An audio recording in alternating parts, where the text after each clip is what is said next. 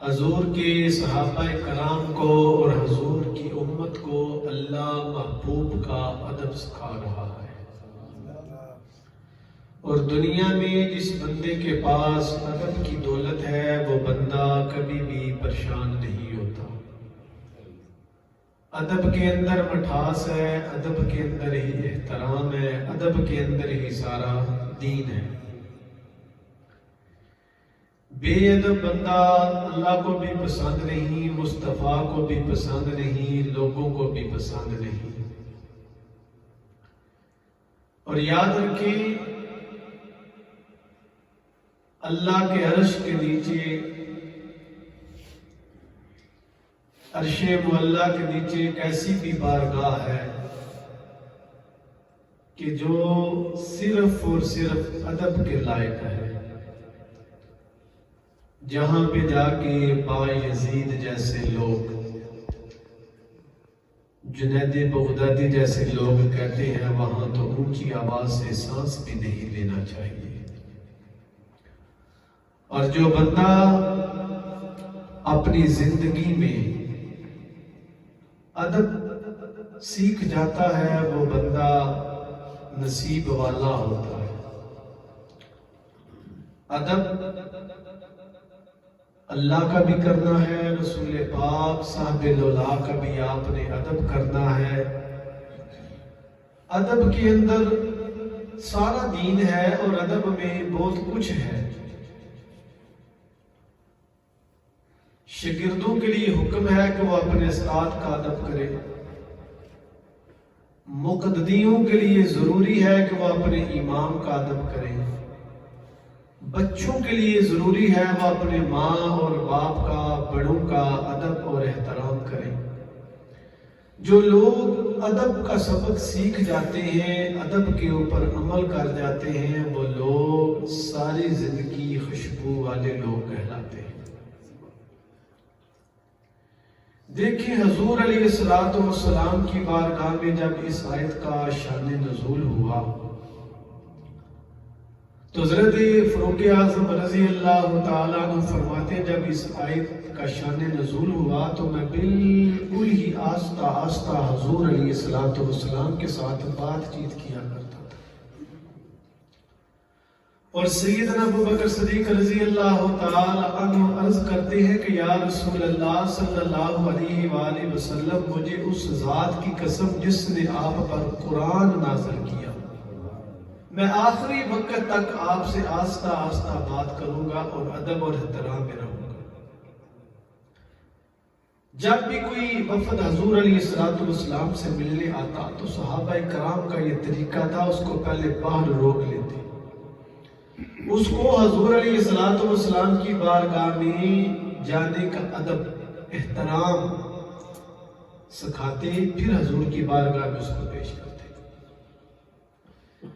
تو جب یہ آیت کا شان نزول ہوا تو حضور کے ایک صحابی حضرت ثابت بن قیس رضی اللہ تعالی عنہ، ان کی عادت تھی کہ وہ بلند آواز سے، اللہ نے ان کو دی تھی، اور وہ بلند آواز سے لوگوں کے ساتھ بات چیت کیا کرتے تھے۔ جب انہیں پتا چلا کہ حضور کی بارگاہ میں ادب کا اور یہ حکم آ گیا ہے کہ آپ نے حضور کے سامنے، حضور کے ساتھ اونچی آواز سے بات نہیں کرنی، ادب سکھایا جا رہا ہے، حضرت ثابت بن قیس اندر گھر چلے گئے اور آپ نے رونا شروع کر دیا، رات دن دروازہ آپ کا بند تھا۔ ایک دن حضور علیہ السلام نے صحابہ سے پوچھا ثابت کدھر ہے؟ عرض کی یا رسول اللہ صلی اللہ علیہ وآلہ وسلم، وہ اس وجہ سے رو رہے ہیں کہ شاید یہ آیت میرے حق میں نازل ہوئی ہے، کیونکہ میں بلند آواز سے آپ کے ساتھ بات کرتا ہوں۔ اللہ نے ان کو بلند آواز دی تھی، ان کا کوئی انداز ہی ایسا تھا کہ جب وہ بولتے تھے تو ان کی آواز بہت زیادہ تھی، اور کچھ نے یہ بھی گمان تھا کہ جو بندہ خود اونچا سنے اسے اونچا بولنے کی بھی عادت ہوتی ہے۔ حضور علیہ السلام نے فرمایا اس کو بلاؤ۔ ثابت حضور کی بارگاہ میں آئے، حضور نے کہا تم اس بات پر راضی نہیں ہو کہ تم شہید کیے جاؤ، قتل کیے جاؤ اور تم جنت میں داخل ہو جاؤ؟ حضرت ثابت رضی اللہ تعالی عنہ عرض کرتے ہیں یا رسول اللہ میں راضی ہوں۔ فرمایا میں تمہارے اوپر ناراض نہیں، جب حضرت سیدنا ابو بکر صدیق رضی اللہ تعالی عنہ کا زمانہ خلافت آیا، آپ خلیفہ بنے، تو وہ ایک بندے نے جھوٹا نبوت کا دعویٰ کیا تھا، مسلمیہ کذاب نے، تو اس وقت حضرت ثابت اور حضرت سالم رضی اللہ تعالی عنہ دو ہی صحابی رسول تھے، اور بھی صحابہ کرام لڑ رہے تھے۔ جب آپ دونوں لڑ رہے تھے، حضرت ثابت اور سالم نے آپس میں پتہ کیا کہا، ہم جس طرح آج لڑ رہے ہیں، صحابہ کرام کے جو پاؤں تھے وہ ڈگمگانے لگے۔ کہا حضور کے وقت ہم اس طرح جہاد نہیں کرتے تھے۔ حضرت ثابت اور سالم نے کیا کیا کہ ایک بڑا مورچہ بنا لیا، کہا اس میں کھڑے ہو کر تیر اندازی کریں گے، زنگ چلائیں گے، تیر چلائیں گے، کمان چلائیں گے۔ اتنا لڑے کہ حضرت ثابت اور حضرت سالم رضی اللہ تعالی عنہ دونوں جامع شہادت نوش فرما گئے۔ جب جامع شہادت نوش فرمایا تو ایک گزرنے والے نے حضرت ثابت بن قیس کی جو زر تھی وہ اتار لی۔ حضرت ثابت بن قیس رات کو حضور کے ایک صحابی کو خواب میں ملتے ہیں اور کہتے ہیں کہ فلاں جو بندہ ہے نا اس نے میری زر اتار لی ہے۔ سبحان اللہ۔ یہ نبی کے غلاموں کی شان ہے جو حضور کا ادب کرتے ہیں۔ آج لوگ کہتے ہیں کہ اگر دنیا سے نبی چلے جائے، شہید چلا جائے، ولی چلا جائے، اسے پتہ نہیں۔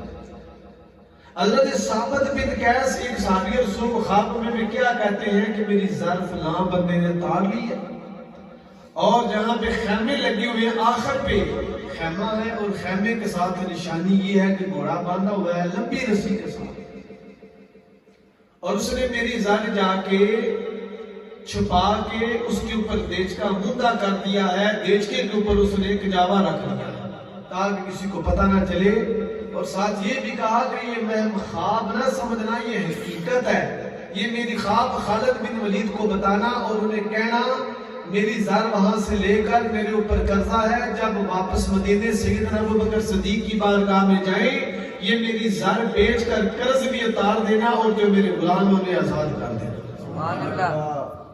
یہ نبی پاک صاحب اللہ کے صحابہ کرام کی شان ہے۔ جب صبح ہوئی تو اس آدمی نے وہ خواب حضرت خالد بن ولید کو بتائی۔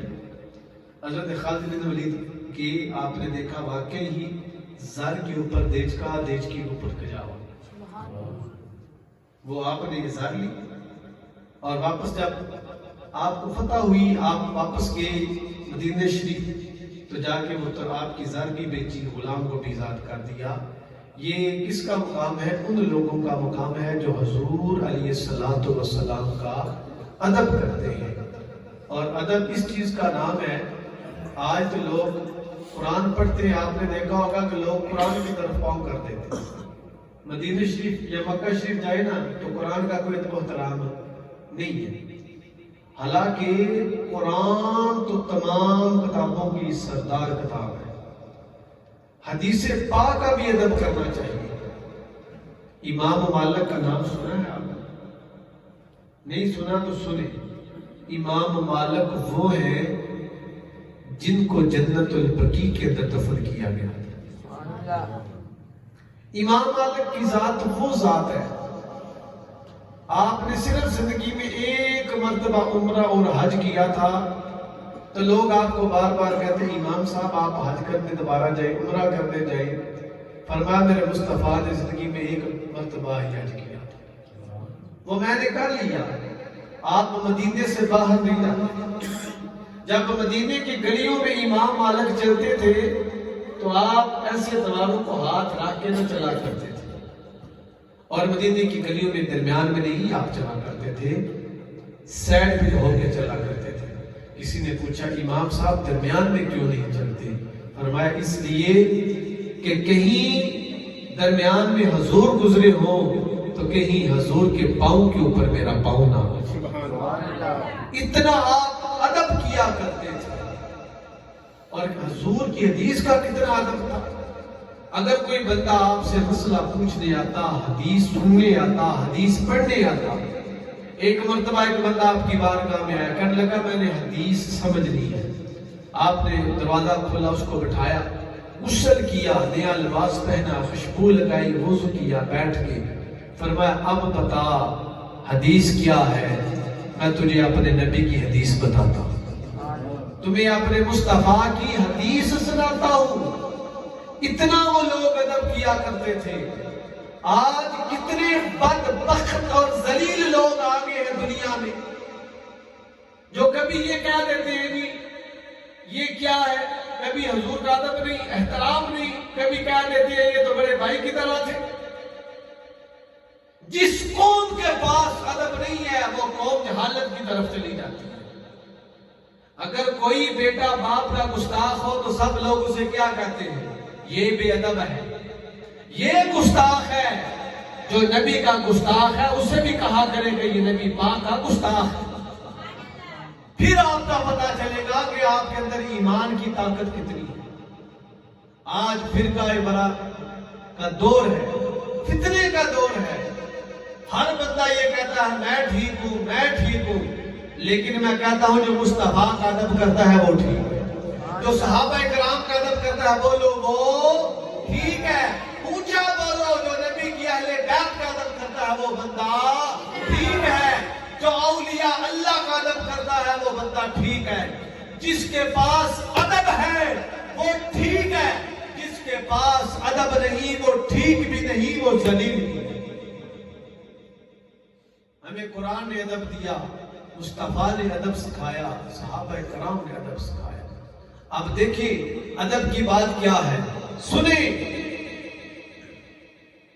ایک سلام کے دشمن بادشاہ نے اپنا ایک وفد بھیجا، جاسوس بھیجا کہ تم مدینہ شریف جاؤ اور جا کے دیکھو مسلمانوں کے پاس فتح کا راز کیا ہے، کیا فتح کا راز ہے۔ وہ بندہ جب آیا نا تو اس نے کیا دیکھا کہ حضور علیہ السلام وضو فرما رہے ہیں اور اتنا جھرمٹ ہے۔ وہ بندہ دیکھ رہا تھا کہ حضور ناک میں پانی ڈالتے ہیں تو کوئی بھی صحابی رسول نیچے پانی نہیں گرنے دیتے، حضور چہرے کے اوپر پانی ڈالتے ہیں پر میرے مصطفیٰ کا چہرے کا پانی نیچے نہیں جاتا، حضور بازو دھوتے ہیں پر حضور کے بازو کا کنیوں کو پانی نیچے نہیں جاتا۔ اس نے دیکھا کہ جن کے وضو کا پانی لوگ نیچے نہیں گرنے دیتے، کوئی پانی اپنے چہرے پہ مال رہا ہے، کوئی اپنے بدن میں مال رہا ہے، کوئی وضو کا پانی مصطفیٰ کا پی رہا ہے۔ وہ فوراً واپس چلا گیا۔ جب واپس گیا تو اس ملک کے بادشاہ نے پوچھا بڑی جلدی واپس آ گئے ہو؟ کہا جو غلام اپنے نبی کا پانی کا ایک قطرہ نیچے نہیں گرنے دیتے وہ نبی کا خون کا قطرہ نیچے کیسے گرنے دے۔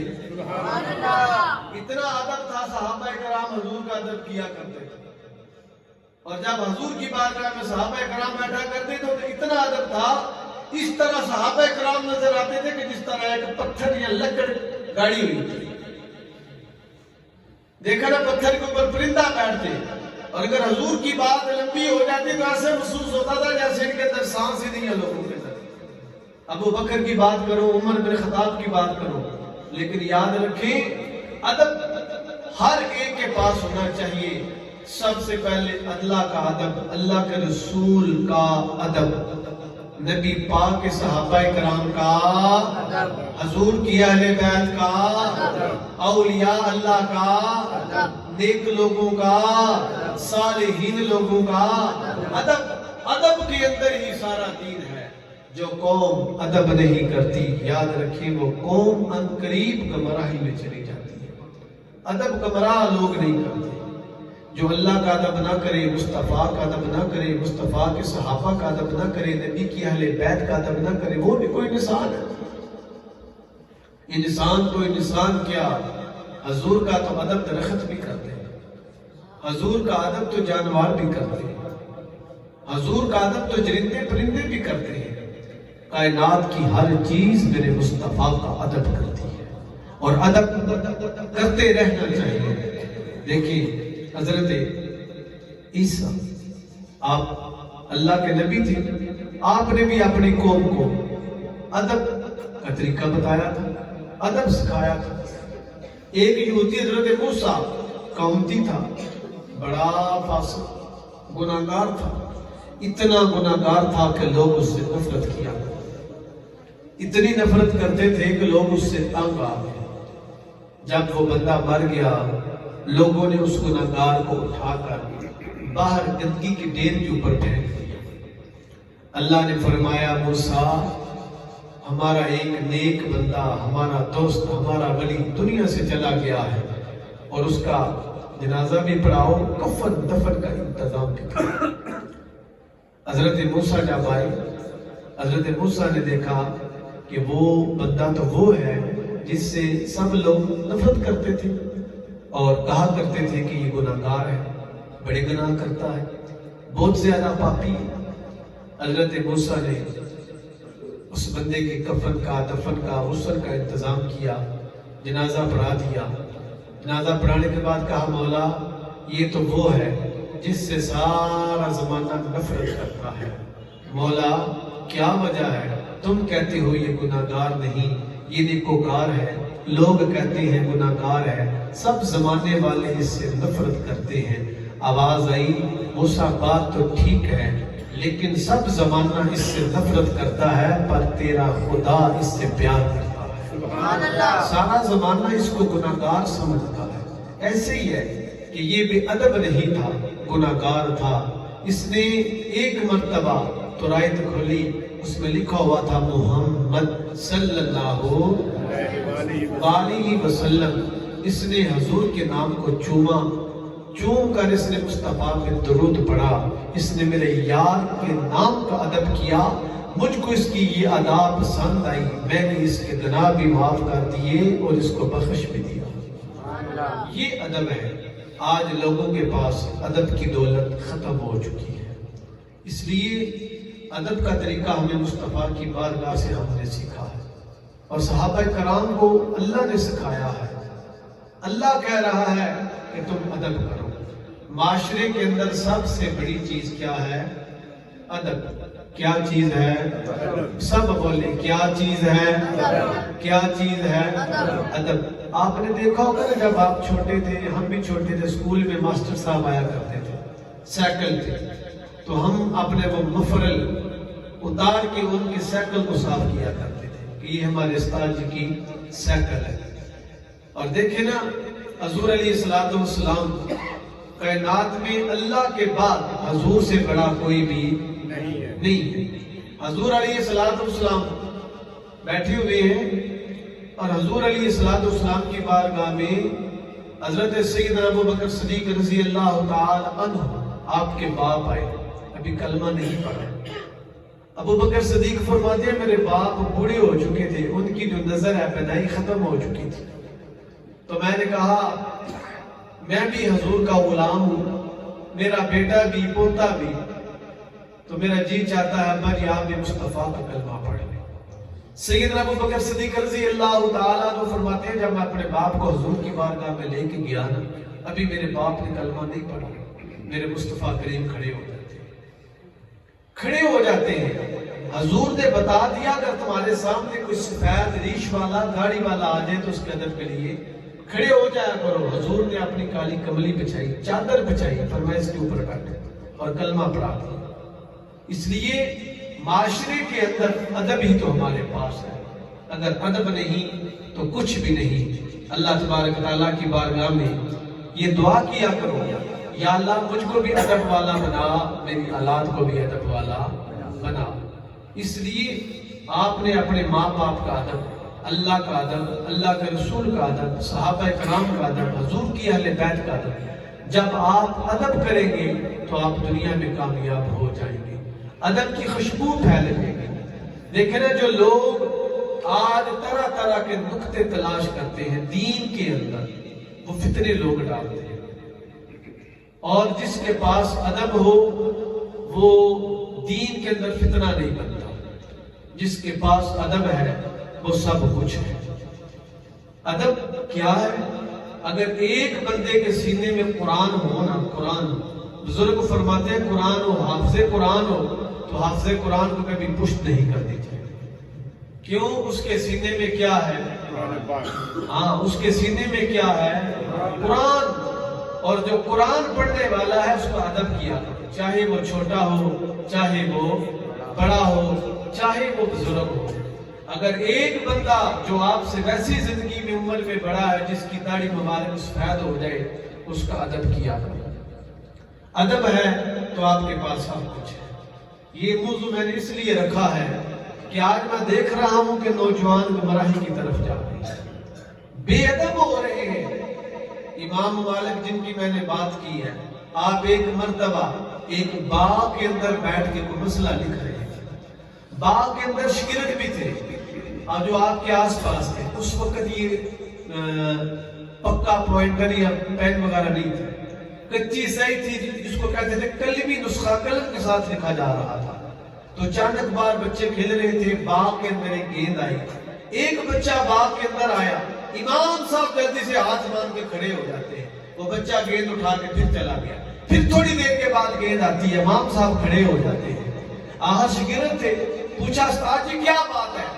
آپ 2-3 مرتبہ، ایک چھوٹا سا بچہ آیا ہے، آپ کھڑے ہو جاتے ہیں، آپ کے کاغذ جو آپ لکھ رہے تھے وہ پھیل جاتے ہیں، ہمیں اکٹھے کرنے پڑتے ہیں.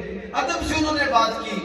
آپ نے فرمایا تم نہیں جانتے جس استاد نے مجھے دین سکھایا تھا یہ اس کا پوتا ہے. مجھے مصطفیٰ کی بارگاہ سے ادب کا سبق ملا ہے، اور جس کے پاس ادب ہے اس کے پاس سب کچھ ہے. اللہ تبارک تعالی ہم سب کو ادب کی دولت عطا فرمائے، ادب میں رہنے کی توفیق عطا فرمائے.